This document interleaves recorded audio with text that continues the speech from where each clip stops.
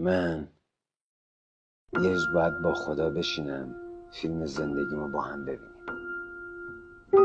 بعد یهو از جام بلند بشم، با انگوش به تلویزیون اشاره کنم، با سرعت برم سمت تلویزیون بگم اینجاست، همینجاست، نگهش دار، خودش.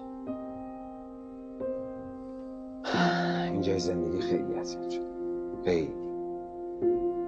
بگم چی شد؟ انگار مثلا حواست بهم نبود، انگار فراموشم کرده بودی. دیدی آدم ها تنها گذاشتن، همه اون آدمایی که کلی رفاقت کرده بودن در حقشون. چرا وقتی تنها گذاشتن هیچی بهشون نگفتی؟